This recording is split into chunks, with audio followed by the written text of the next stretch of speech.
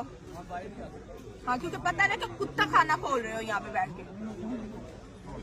अपने हेड से पूछो ना क्यों आए आप कैंसिलेशन का। अब ये किस फ्लाइट पे जाएंगे? 26 खत्म होगा। दिमाग ठीक है। हम लोग किस होटल को कैसे आएंगे?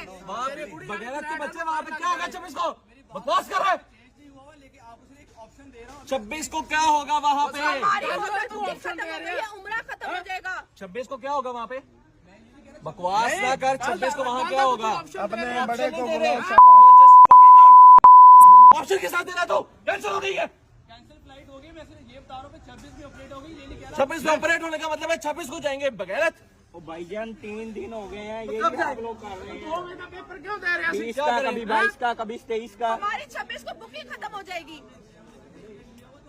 ट्रैवल एजेंट ने बगैर तो तुम लोगों के लिए है जाहिलो। किसी बगैर के बच्चे नहीं यार, ट्रैवल एजेंट क्या करेगा करेंगे के? और तू बैठ रहा है एयरपोर्ट पे खड़ के। और फोन कर अपने के बड़े बंदे नू।